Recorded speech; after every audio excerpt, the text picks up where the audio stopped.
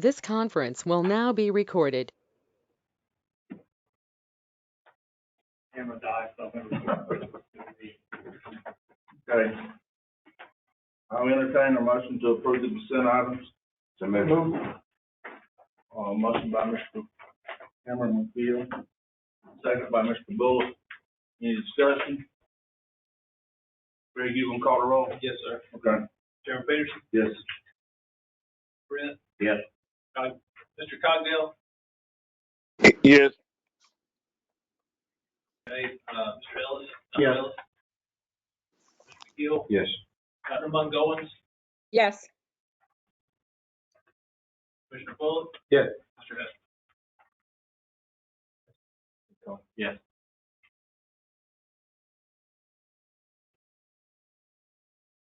That's it. Item 3 is a public hearing to receive comments regarding community transportation program grant funds. I declare the public hearing open. Is anyone here to speak on the public hearing? If not, I'll close the public hearing and entertain a motion to adopt the community transportation program human service resolution. So moved. Second. Question. Motion by Mr. Britt, by Mr. Bullock. Any discussion? Yeah, Mr. Peterson, Yes, ma'am. I just have one question. I noticed that a lot of the administrative, the cost, it says administrative, and then 50% for operational. Do we mean, is that for transportation for our clients? With the operational section of it. Yes. For the operations section, What Yes. that is actually line items as far as, or expenditures as far as office things and things like that we need. Oh. And also, indirect costs to vehicle insurance and things like that. Well, I mean, I don't understand why we're not,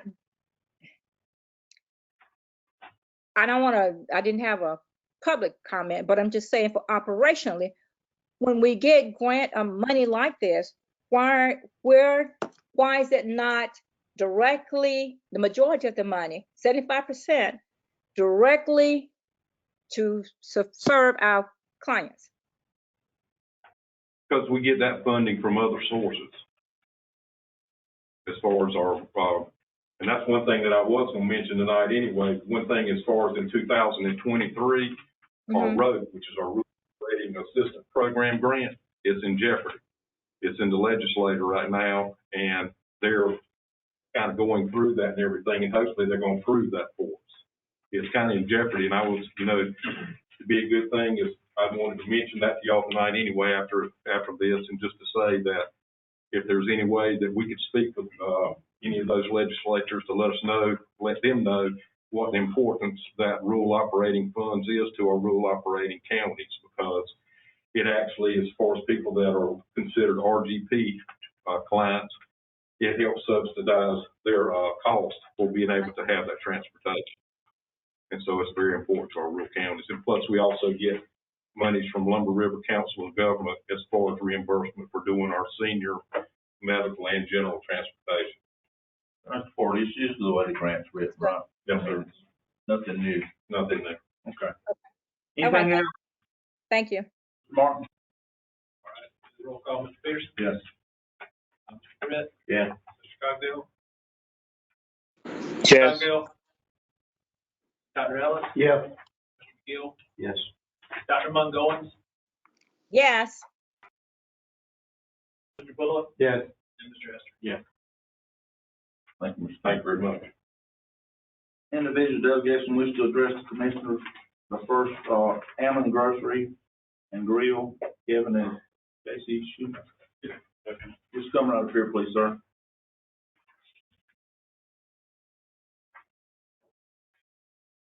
Good evening. My wife and I bought the old Ammon Grocery and Grill. It's now called the KC Store, KNC Store and Grill.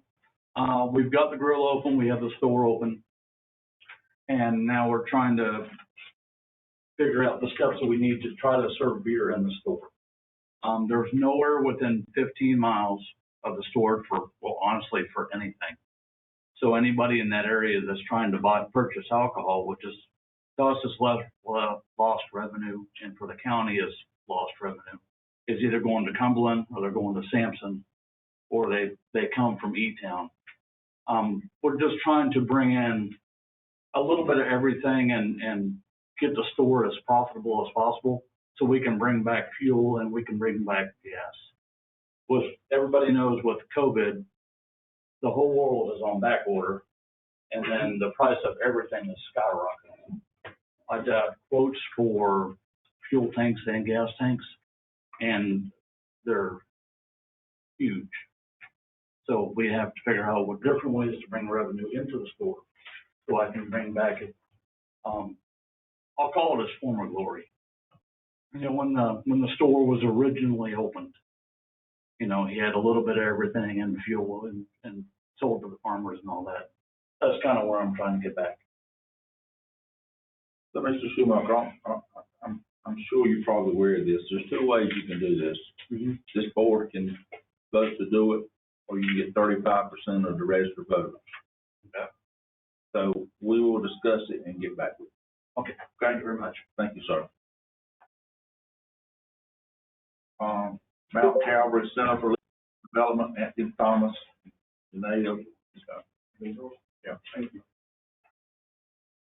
Good evening. My name is Anthony Thomas. I am the Mount Calvary Center for Leadership Development, and we are very fortunate that we partner with the North Carolina Department of Health and Human Services. We service 9 counties throughout southeastern North Carolina, Bladen being one of those counties. And in this role, I've spoken with Dr. Duncan, and we've collaborated on a couple of events. There was a Board of Health meeting roughly a few weeks ago, and we asked, there was a stipend that was, not a stipend, a resource that was given to individuals for their first vaccination. And we agreed at that time that we would move forward. But since that time, I was made aware that the county commissioners opted not to move in that direction. And so what we've done is we've contacted the Department of Health and Human Services, and we were able to, Ms. Cynthia Demery, who works over in Scotland County, she was able to secure a state vendor that's been approved by the Department of Health and Human Services. And we're moving forward with having a vaccination event here for in Elizabethtown for Bladen County residents. Folks who are vaccinated with their first shot will be given a $100 Visa gift card, and folks who are tested will receive a $10 gift card, and this will be instantaneously as soon as they're vaccinated. And I would love to implore Dr. Duncan, the Bladen County Health Department, as well as all the county commissioners to be present. The event is scheduled for Saturday, the 18th day of September, beginning at 8 a.m. and will conclude around 1 p.m. We will be canvassing very soon in the days to come throughout Bladen County, Elizabethtown, Clarkton, Bladenboro, knocking on doors, set up outside of grocery stores, putting messages on Facebook, social media, because we want folks to know the importance of being vaccinated. This time, we pretty much, all of us know someone who's been affected by COVID-19, someone who has died. And when the pandemic first started many months ago, over a year ago, close to 2 years ago, it seemed like it was something that was far off, but now it's pretty much in our own neighborhood. We've had family members to die, and some folks still don't understand the importance of being vaccinated. And they're hesitant and resistant to being vaccinated for various reasons. Some folks have said that it's the government's way of keeping track of folks. Some religious folks have even said that it's the mark of the beast. Some folks have said that it makes individuals sterile, so they're not able to conceive any children. So there are a lot of myths, and so our job is to go out to educate folks and give them factual information so they're able to make a sound decision and move forward with getting vaccinated. So I wanted to come in to inform you all of the event. It's going to be here in Elizabethtown on Broad Street. In fact, we will be at the new fire department. That's Saturday, September the 18th again, beginning at 8 a.m. until 1 p.m. 8 to 1. Yeah, 8 to 1. Thank you. Thank you. Thank you. We'll hope to see you all. Looking forward to it. Thank you, Mr. Chairman. I want to thank you and Mount Calvary for what you all are doing for the citizens. I appreciate that very much. Hopefully we have a great turnout and get a lot of people vaccinated. We thank you for what you're doing. Is there anyone else to address the commission? Yes, sir. How you doing this evening? Good, and you? My name's AJ Keating. I stay at 289 Tree Farm Drive.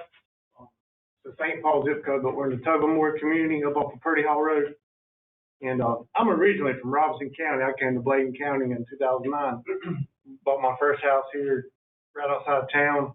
My wife is originally from Cumberland County. I own a couple businesses here in the county, have several acres of land, equipment, and, I plan on, making Blaine County my home for a long time to come, and I sure hope my children come back as well. Blaine County is a good county. But we bought this piece of property up in Tobermore not knowing what was going to happen with Gen X. I mean, no one knew what was going to happen. So to be able to have, access to county water would be great. I think that, I travel from one end of the county to the other any given day, and I can tell you that part of Bladen County is will be one of the fastest growing parts of Bladen County if we get this under control. So, I know when county work came down my road, however long ago it was, everybody did not want to, sign on and get it.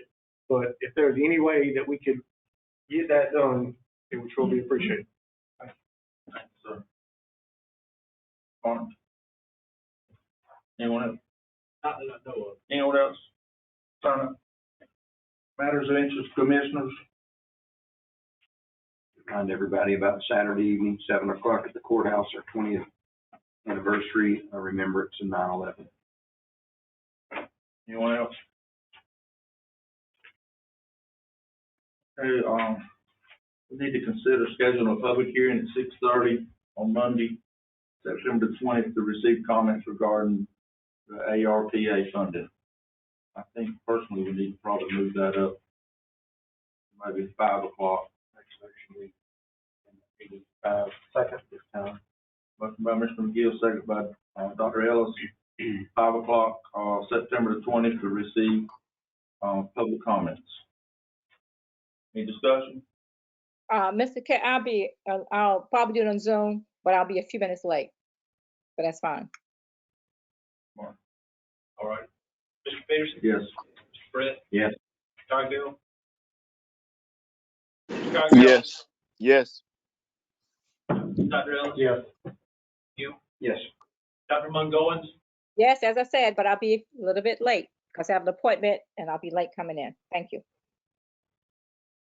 Bullock? Yes. Yes. All right, thank you. Item 6 is emergency service, Nathan Dallas. Good evening. Hope you all are doing well. Item A on mine is consider approving a Bladen County sheltering plan. Currently, we did not have a sheltering plan in place. This was part of our emergency management preparedness grant this year. Myself, along with Joy, the health department, social services, kind of had input on this. So I asked you to consider approving it. Motion to approve. Motion by Mr. Brett, second by Mr. Bullock. Any discussion? Yes, Mark? Yes. Yes, ma'am. I do apologize. And Mr. Dallas, I guess one thing, when will the school system be part of this? Or why are they not? Because I think, aren't we? Go ahead.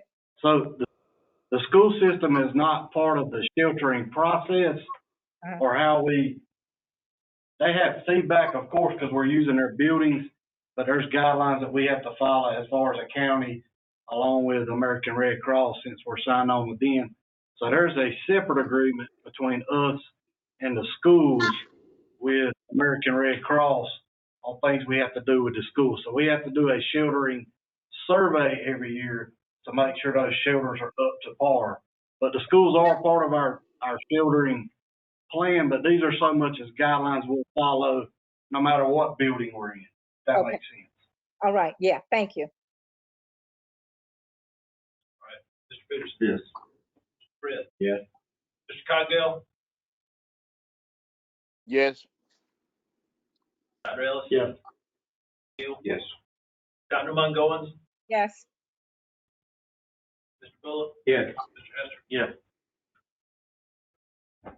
Item B, considering approving a Bladen County disaster recovery plan.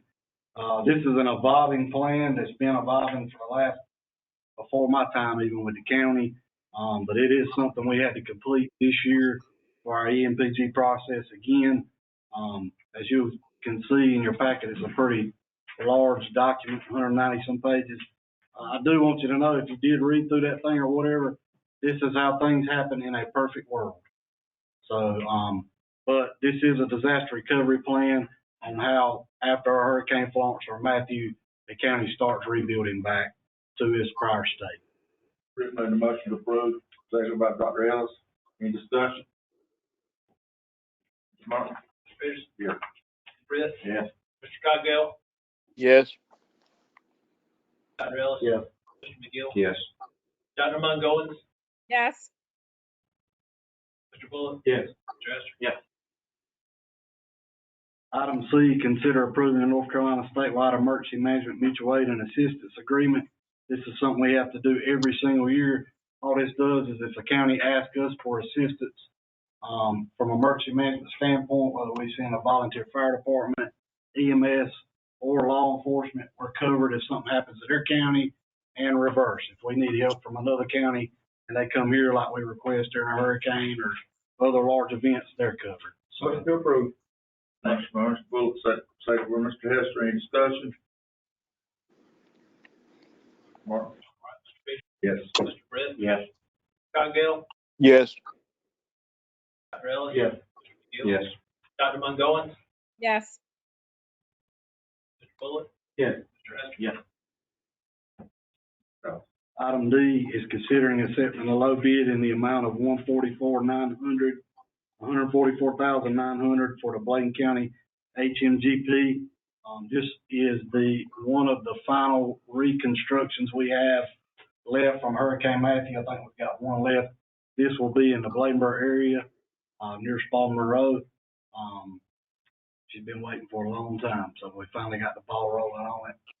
And had some issues we had to work out. Finally got to the bid process. I think this was the second bid we had to do, because obviously the first we put out for bid, we only got one bid back. Second time we got three, and I think on your sheet you could see that the 144.9 was the low bid. First by Mr. Britt, second by Mr. Hester. Any discussion? Martin? Mr. Peterson? Yes. Mr. Britt? Yes. Mr. Cogdell? Yes. Dr. Ellis? Yes. Mr. McGill? Yes. Dr. Mungowens? Yes.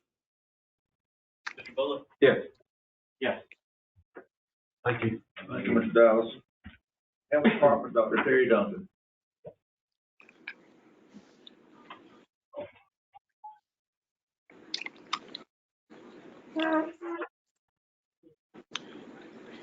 We've had some pretty dramatic increases since the last time we met on August 16th in our COVID situation.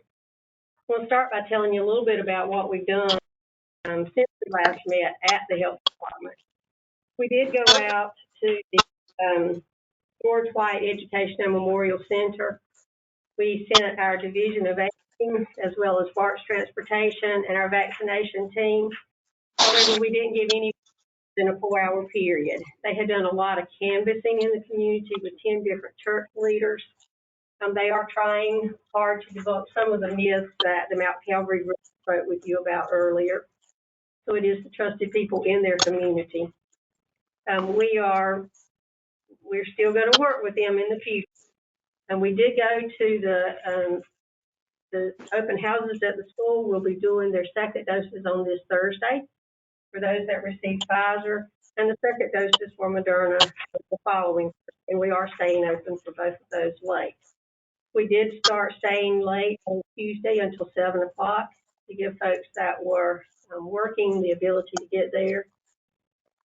We are working hard to get some testing on the weekends.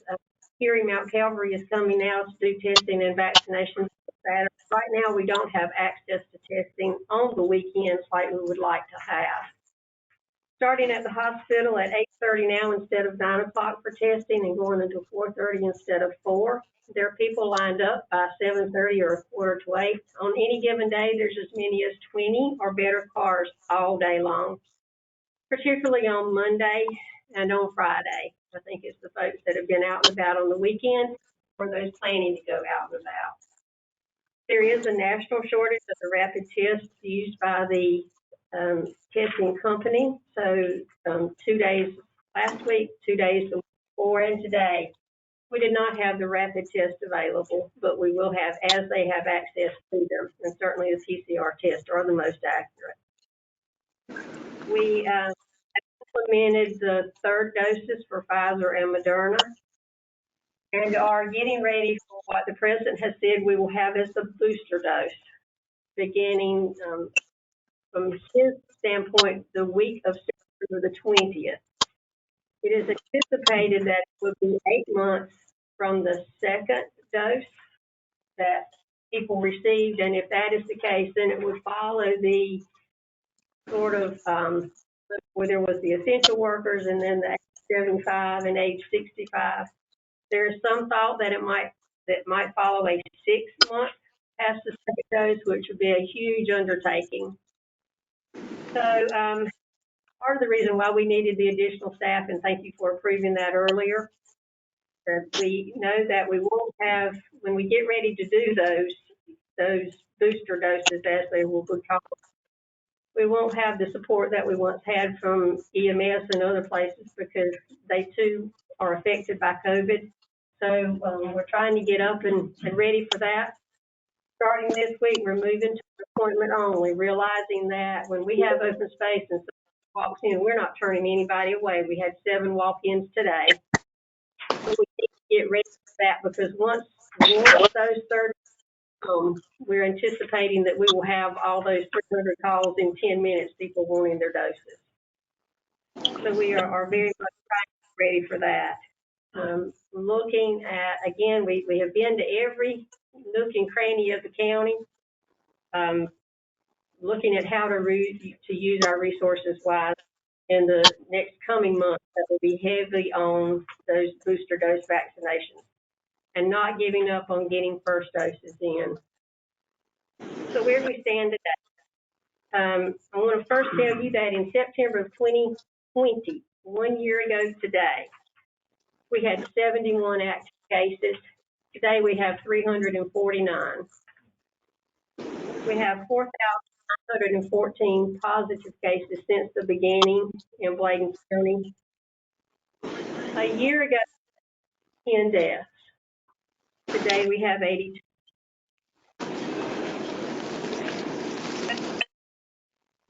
Recovered and have 1,483. A year ago today, we had 8 hospitalized, and today we have 17. Had 10.9% positivity, and today we have 14.7. And 14.7 is a great improvement. Looking back, it has many weeks have been below 10%. And many weeks since we have been below or close to the 5%.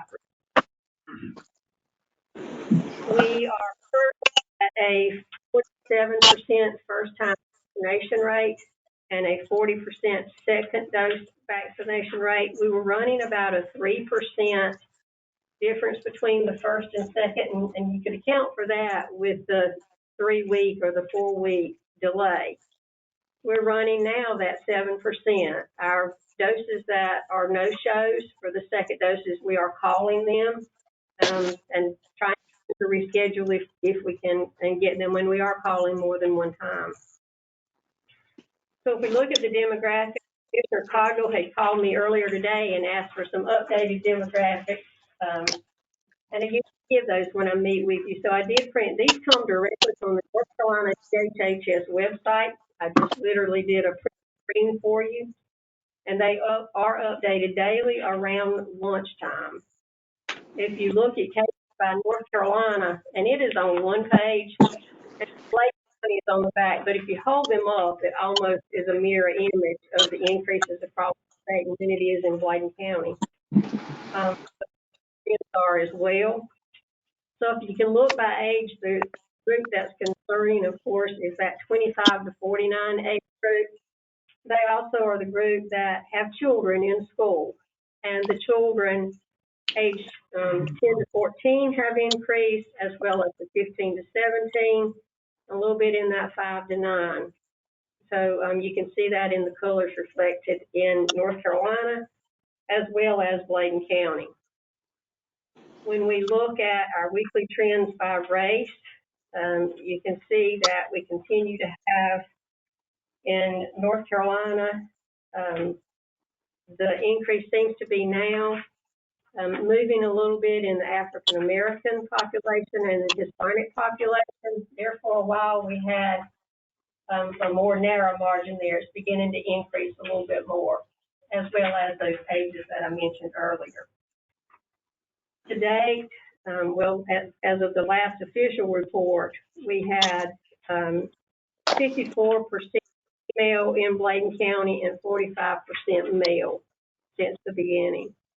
As far as race, give you some percentages, the African Americans were at 23.2%, Caucasians 46.8%, and the Hispanic was about 12.9%. If you look at the current population, it's the Hispanic population that really is struggling. With the most recent 2020 data, we have about an 8.6 Hispanic population, and they're having 12% of the cases. So we're just about mirroring what the state is. It continues to be a struggle. We are having some Labor Day weekend. It's pretty well trended that after you have a major holiday, 2 weeks later, a major holiday and or an event, 2 weeks following that is when the positive cases, and 3 weeks following that is when we'll see the hospitalizations.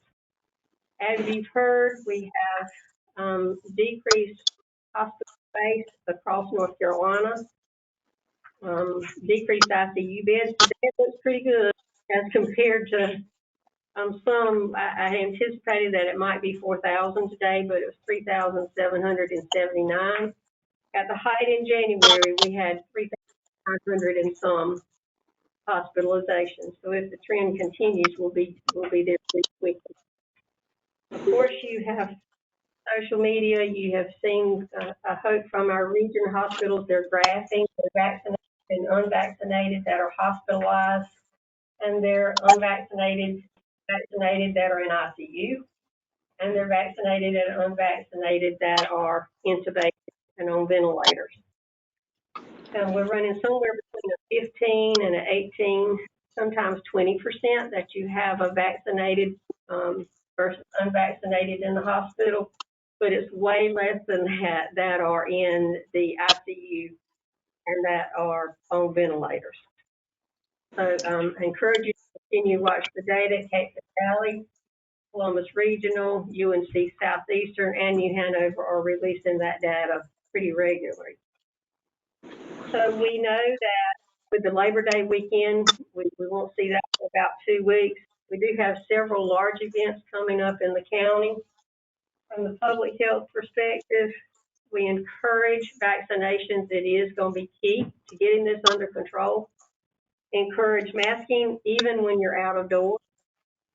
Social distancing and washing frequently. I'm anticipating the increase in cases, but I pray that I'm wrong.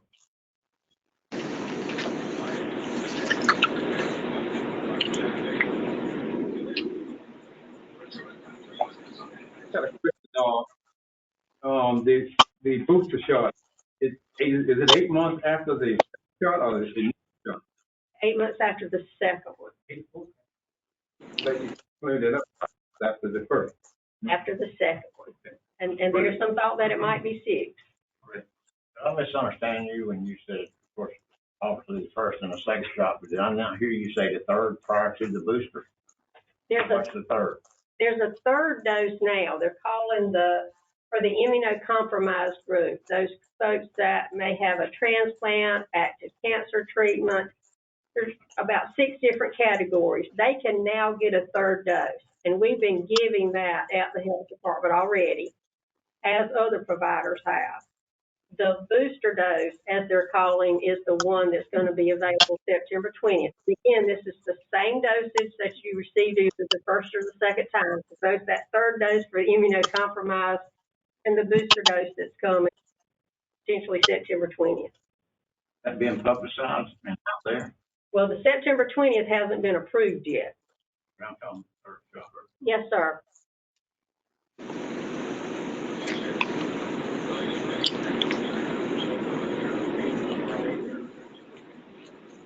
The most reliable COVID test, that usually is several days. They're gonna be able to do it now like in 30 minutes, or, like a $35,000 machine or something I didn't know. I had the nurse telling me that they were purchasing that today, so I didn't know. That's good news for the county. That's great. Yeah, and so it's supposed to be the most reliable Absolutely. test, and but I think, And I forgot an important part. Mononuclear antibodies. The hospital was scheduled to start last week, 3 days a week here in Bladen County, and I'm working with a contract group. Have a call waiting for them now. We have space, working with Nathan Dallas and with the hospital to provide space there to do 5 and potentially more days a week. The machine, that's something you think we should consider purchasing here? I don't know the answer to that. Well, let me investigate it. that's kind of what I meant, Ms. Arthur. In other words, she was explaining it to me, and I probably wouldn't get the grasp of it exactly like you would, but it's, new machine, supposed to be incredible for testing.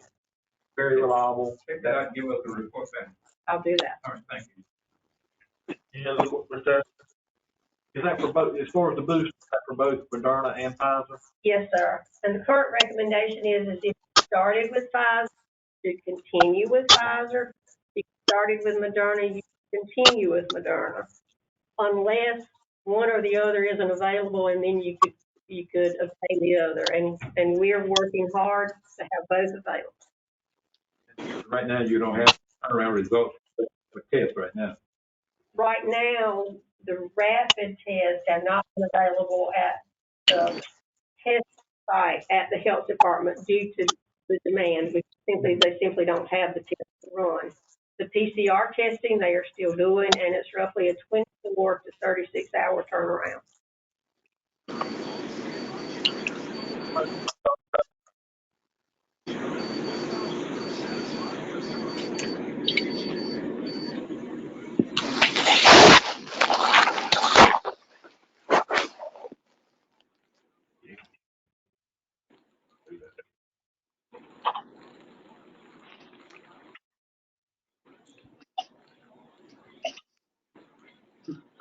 Okay, first I want to talk to you about Project Breeze.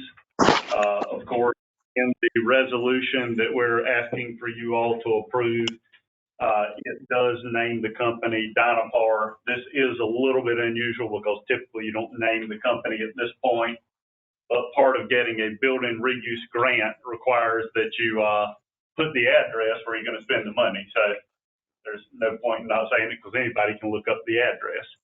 But just to let you, this is a project that we're working on. Do know in the past we've worked on lots of projects at Dynapar, several of them that have come to the community, and some of them, that we did not, were not able to get to move here.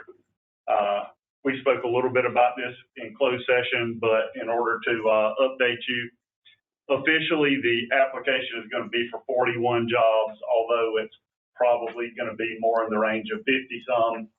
It's just when there are clawbacks and you have to pay back for the jobs if you don't create them, a lot of companies like to be conservative on the job estimate. Again, really good paying jobs. The average wage for these jobs is just barely over $55,000 a year.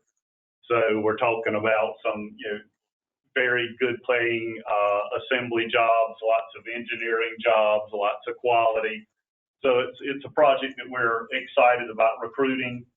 On the building reuse, we're asking for $400,000. There is no required local match on that. The company actually has to put up the match. So in order to get $400,000, they have to spend at least $800,000, and their projections are to spend just over $1 million. A lot of what they're doing on this is just some aging spots on the roof where they need to be fixed. But particularly a lot of HVAC upgrades, and particularly for the area where this equipment will be going in, it's sensitive to temperature. So Again, if anybody has any questions specifically about that, also, we're in the resolution, it addresses a 1NC grant. We're anticipating the 1NC grant to be around $150,000. If that were approved, there is a match by the local government. That could be from us or from us, any Elizabethtown business. We'll see where the state goes with that 1NC grant, depending on how we would come back to you, depending on what the state approves there. We still haven't turned in that application. The building reuse was turned in last week. It had to be turned in to meet a deadline for a meeting that they have in October. Motion by Mr. Brett to approve the building reuse, second by Cameron. I have one question, Mr. This one here. Discussion. This one question. Yes, sir. What are the education requirements for the employment there? Any education requirement, college degrees in it?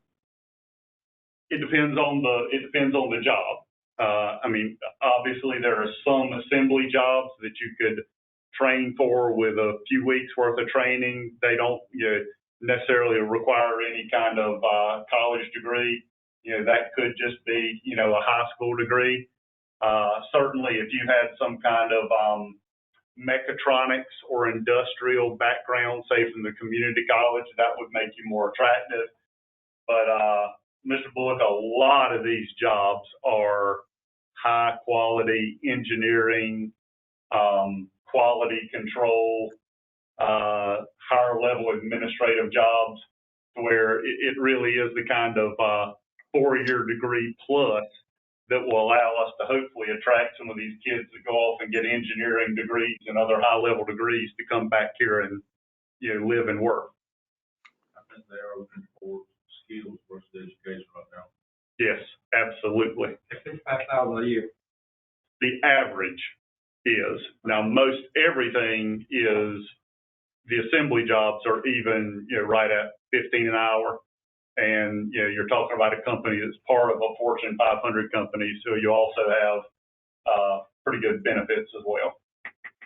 Mark? Fish, Yes. Brett, Yes. Mr. Cogdell, Yes. Dr. Ellis. Yes. Mr. McGill, Yes. Dr. Mungowens, Yes. Philip. Yes. Item B, sir. The second part here is the Build Back Better Challenge. This is the U.S. Economic Development Administration, through some of the federal funding to do with COVID, got the most money they've ever gotten, $3 billion. $1 billion of that $3 billion is in what's called here the Build Back Better Challenge. This is where you take an industry cluster in a region and you try to put together a program that's going to create a resilient and growing community built around a cluster. I met soon after, before the rules were even announced, I met with the county manager and the chairman, and I asked them about putting together a coalition of counties to apply for this Build Back Better Challenge. After hearing that, they told me to move forward and put together the counties. As of now, we have 8 counties that have said that they want to be in the region. We have had one in-person meeting here in the county, and kind of a very quick outline of what we're trying to do is to build a cluster around advanced manufacturing. So these are the same type jobs that we're talking about at SPT. It's it's some of the robotics that are being implemented at Smithfield now. It's the kind of machinery and equipment that's at Anthem Displays. And again, it's preparing for the higher tech, higher paying jobs of the future. So the counties are Bladen, Columbus, Sampson, Robinson, Hoke, Scotland, and Richmond. So they're all the Tier 1 counties in the SCDC region, all the Tier 1 counties in the Cape Fear, Lumber River, and Mid-Carolina COGs. Things we plan on attacking with this is, number one, workforce. So you could do stuff like buy machinery for the colleges to train people on, potentially to pay the tuition for people to go in for the training or to pay the trainers. The second thing is infrastructure. It's hopeful that we could fit one infrastructure project in each county. So what that would be is like road, water, and sewer to the industrial site that you have, which is most likely to generate advanced manufacturing. So we're looking at expansion of road, water, sewer through the Elizabethtown Park. And then the third component of this is we're hoping to put together a zero interest revolving loan fund where local governments, municipalities, or nonprofits that do speculative industrial building, or if it was a build to suit for an industry to come in, can borrow that money at 0% to allow the community to build the kind of buildings that we just don't have the money to build right now. So those are some of the strategies that we're working on. Right now, we're aware of about 7, 8 different projects that they're trying to put together in the state. No guarantee of funding, but if you're funded, the funding range is $25 million to $75 million for the range. So we figure we definitely need to try to put something together, make it good, and yes, maybe we'll be one of the ones that are chosen nationwide. Are we considered the headquarters for this? No, it would be basically distributed evenly across the counties. There wouldn't be one that would be a centerpiece. Pleasure, board. Motion by Mr. Hester, second by Mr. Bullock. Any more discussion? Martin? Peterson? Yes. Britt? Yes. Mr. Cogdale? Yes. Dr. Ellis? Yes. Mr. McGill? Yes. Dr. Mungowens? Yes. Mr. Bullock? Yes. Mr. Hester? Yes. Thank you, Chuck. Thank you. I'll entertain a motion to go on water board. So moved. Mr. Ellis, second by Mr. Bullock. Any discussion? Mr. Martin? Mr. Peterson? Yes. Mr. Britt? Yes. Mr. Cogdale? Yes. Dr. Ellis? Mr. McGill? Yes. Dr. Mungowens? Yes. Mr. Bullock? Yes. Mr. Hester? Yes. Before we go to item B, I'd like to take a minute and, I want to thank Commissioner Britt and Mr. Kit McCleary and Mr. Greg Martin for the work they did around this, water thing. So item B is considering, agreement to fund public works systems upgrade and connection to what's budget board. Motion by Mr. McGill, second by Dr. Ellis. Any discussion? Yes. Cogdale? Yes. I'm sorry, I had a question.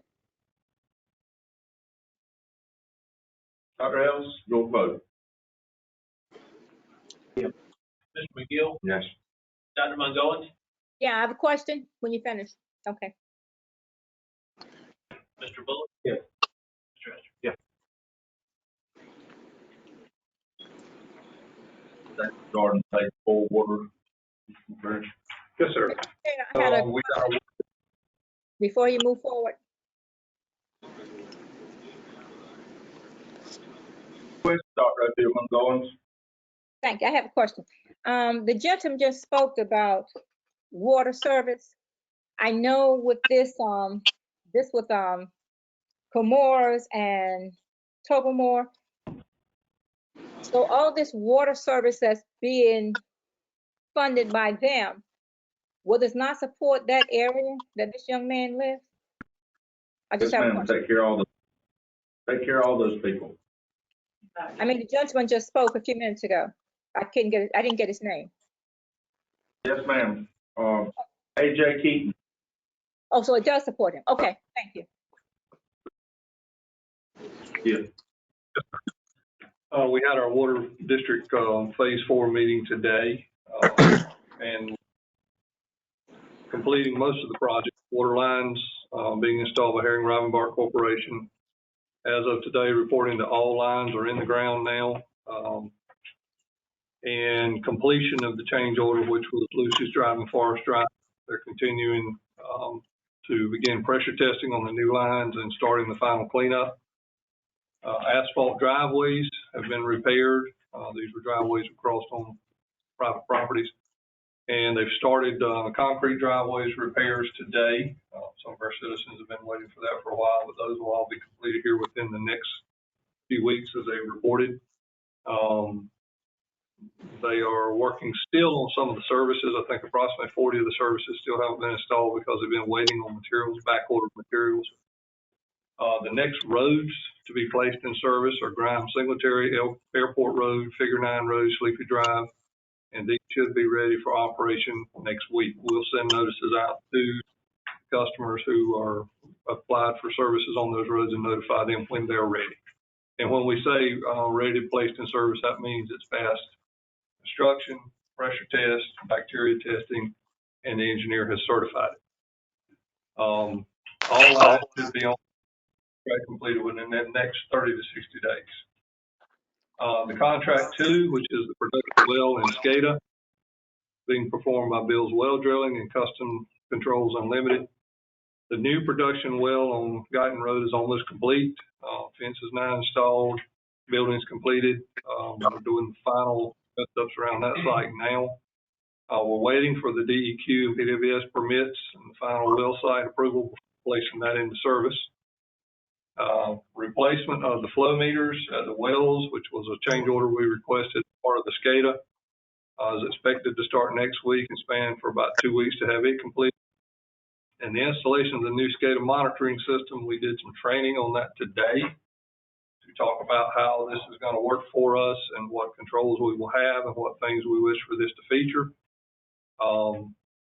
And IT is working with our computer installation on that to help us get that implemented. Thank you, Mr. Robin, for your assistance on that. And the overall contract is expected to be completed within the next 30 to 60 days. And then contract 3, which was the water meters at the individual residences, all of that has been completed and undergoing closeout process. We installed approximately 6,480 meters across the county. I will say we were experiencing some brown water issues late last week and over the weekend.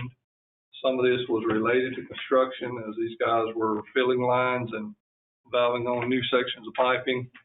It was stirring up the sediment that exists in our piping system. This may be a problem for us for the next little while as we go ahead with SCADA installation and SCADA operations. As we start interconnecting or working with the computer system that will turn on, turn off wells, work with tank elevations, it may require some reversal of flow in the water system over what's normal, the normal pattern. What we intend to do is notify all of our customers and let them know when we're moving into those areas to do this and let them know that they may experience this and try to stay out ahead of it as best we can with flushing.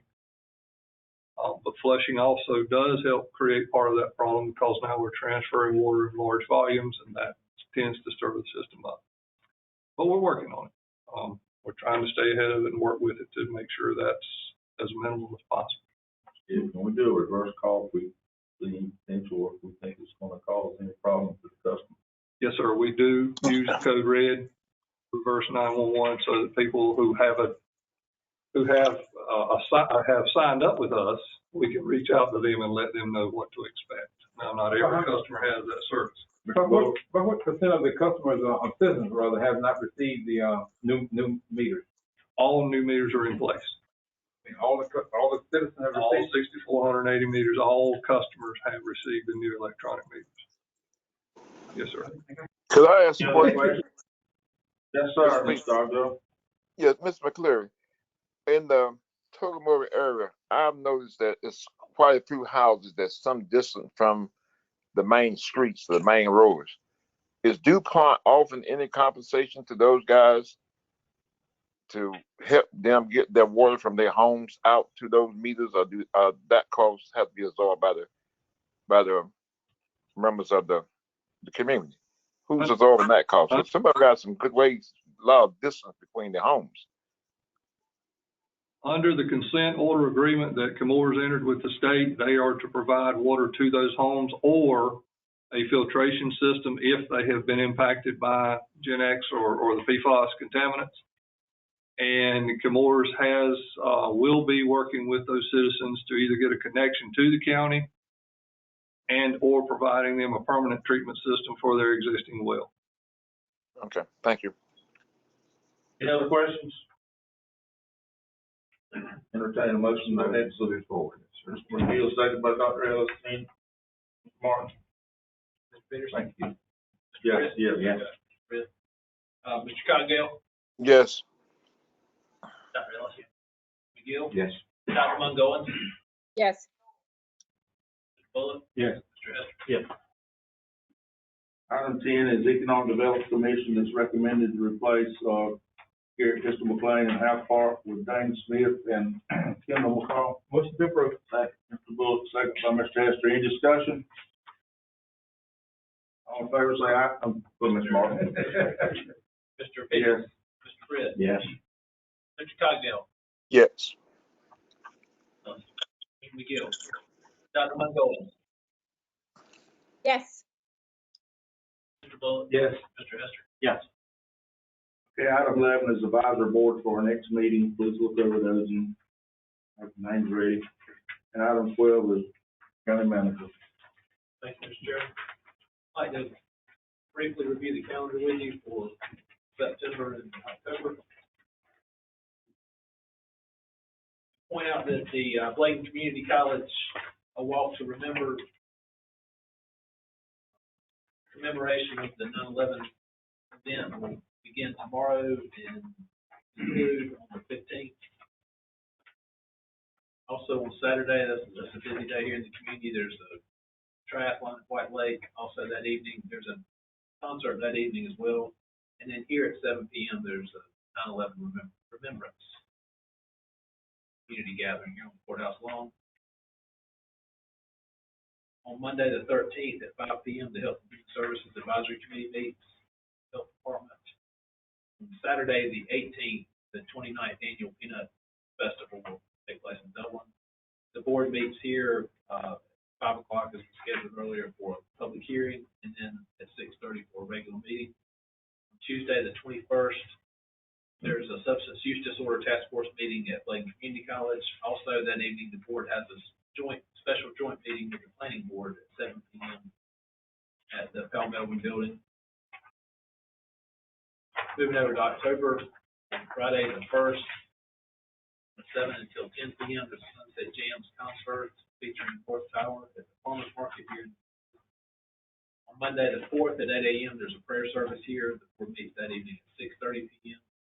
Thursday the 7th at 12 noon the JCPC meeting will take place. Saturday the 9th, 9 until 3, the North Carolina Grape Festival will take place at Greenville Vineyard. On Sunday the 10th, triathlon team event will take place. Monday the 11th at 5 p.m. the Health and Human Services Advisory Committee meets. Sunday the 17th, there's a Great Escape bike tour at the Cape River Winery here in Elizabethtown. The board meets on the 18th at 6:30. 19th, there's a substance use disorder task force meeting at the college. There's a save the date. I'm not sure if this will take place or not, but Bladen Community College will have its foundation fundraiser. I don't know if that's okay. And then the Bladenboro Beast Fest will take place on Friday and Saturday, the 29th and 30th.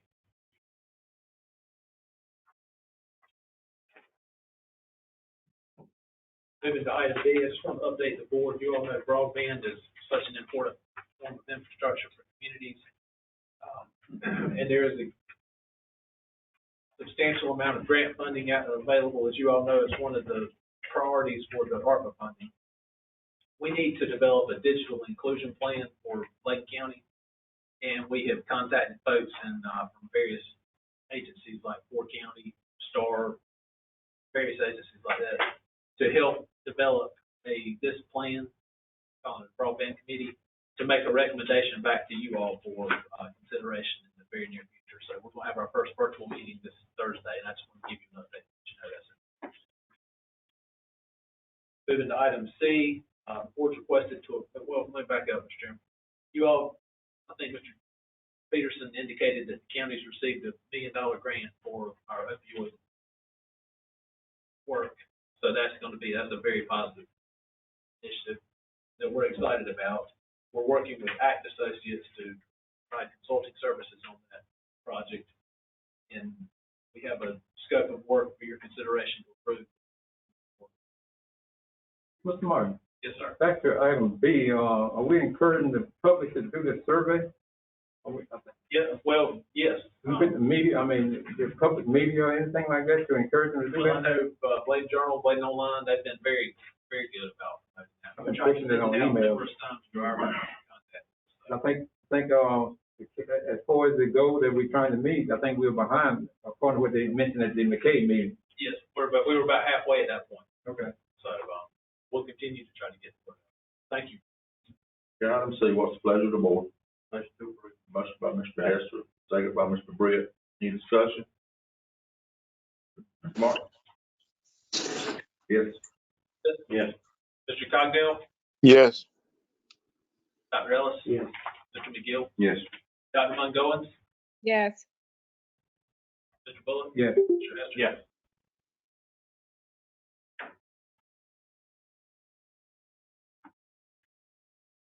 And then moving to item D, you all know we have a SAMHSA grant, which is another federal agency, for EMS training related to the mental health, opioid misuse problem. We have received a grant through February 28th of 2022. This was an extension, and the board's requested, we're asking to extend the term through February of 2022. And also a revised scope of work with ACT Associates to continue on through that period. And again, this is funded. Motion by Mr. Britt, second by Mr. McGill. Any discussion? How much is the grant? It's a $15,000 extension or additional. Mr. Martin? Yes, sir. Mr. Peterson? Yes. Mr. Britt? Yes. Mr. Cogdell? Yes. Dr. Ellis? Yes. Mr. McGill? Yes. Dr. Mungoins? Yes. Mr. Bullock? Yes. Mr. Hester? Yeah. Thank you, Mr. Martin. Is there any individual that does wish to address the commission? Yes, sir. Mr. Andrew Willis. Come on up, Mr. Willis. Good afternoon, everyone. I'm Abner Wild. Wow, I'm sorry. Yeah, I live in Porterville, which is about 5 miles southeast of Fulton. Retired military, 29 years, 8 months. And my concern is about the nursing home. And not just for Bladen County, but in general. Our most vulnerable people among us all are those folks. And with COVID running rampant, it seems like we need to do all we can to help those folks out. And my hat goes off to Dr. Johnson and her staff. They're working extremely hard to help with that process. But we all got a part to play in this COVID. And we all can help out where we can. So if we start a conversation about what can we do better to support those individuals in nursing homes, group homes, any adult support facility, then by all means, we need to start that conversation. So it starts with each one of us, has nothing to do with politics, right? It's a human life we're talking about. Now, those individuals, they don't, most of the time, get the chance to choose who come in and who go out, right? It's my choice, and it's your choice when it comes to what we want to do. But those folks, are they in the capacity to make a choice? We make it for them. So I'm here tonight, bring a word to us all. Let's include them in our numbers when we report. And let's do what we can to try to help support them better, if possible. Just by starting the conversation is the way to go. I know those entities, they have their own policies, right? But I know the board has influence. I didn't say control, but you do have influence. Okay? Thank you. Wow, thank you for your service. Thank you. Terry, if you'll get Greg Guy's number, we got, DSS got people that can help you with that and contact you and then see what we can do as commissioners, okay? Okay. Thanks, Mr. Peace. Thank you, sir. Anyone else, Greg? Yes, sir. Matters of interest, Commissioner? I got one, Mr. Peace. That's the first. Hold on, Mr. Cogdill, Mr. Esther. I've been hearing a lot about the infusion. Can you kind of tell us who would get the infusion, or I just, there's some questions there, and I should have asked you earlier, and I apologize. There is some criteria for infusions, but one of the main ones is it has to be within 10 days of a patient or person that's been diagnosed with COVID. So a provider would need to write for the antibody infusion, and providers here have been writing. We have folks that have gone to Columbus County, Robinson County, Johnson County. Is that mainly for just a certain group that when they come positive with COVID, is that for everybody? If they meet certain criteria, and right now off the top of my head, Commissioner Hester, I can't remember all that, but one of them is obesity, I believe. Pre-existing conditions, there are several of those. Did you say the doctor had to refer you? Yes, sir. So that's the main thing.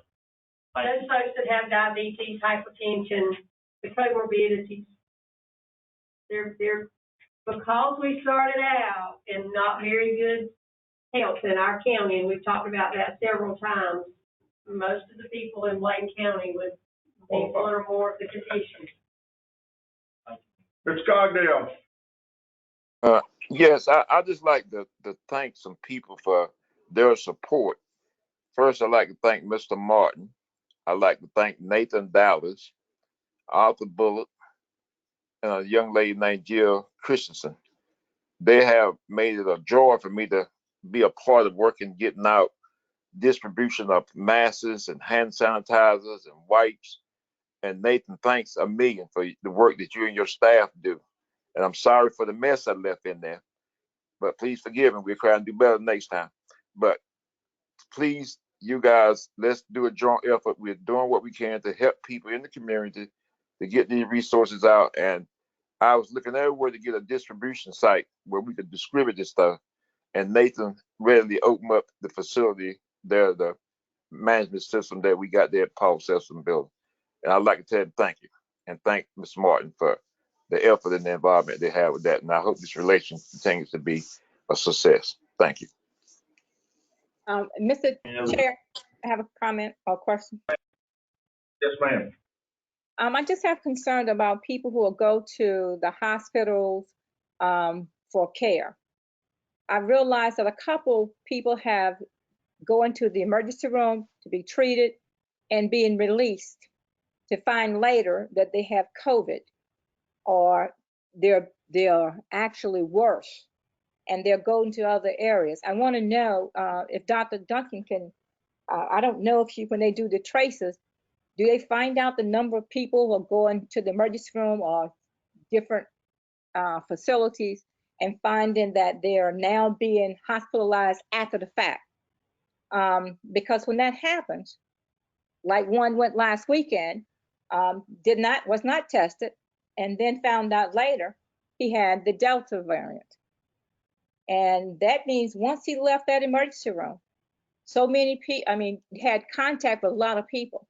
So I don't know if there's anything else we can check, or do they ask those questions when they do the traces. But one thing I would like our folks to know, that when they do go to the emergency room, if they don't get the care, or either in the doctor's office, just encourage them to seek care someplace else to hopefully save a life. Thank you. Anyone else? Commissioner? I'll give a real quick update on the Kelly doctorate, and you might chime in if you need to help me a little bit. The study's been complete, and the Corps has the study, and we're waiting on the Corps to approve or disapprove or update the engineering study. So that's where it's at, sitting on the Corps' desk. Anything else? I'm going to turn the motion to adjourn. Amen. Cameron? Thank you, Mr. Bridge. Mr. Martin?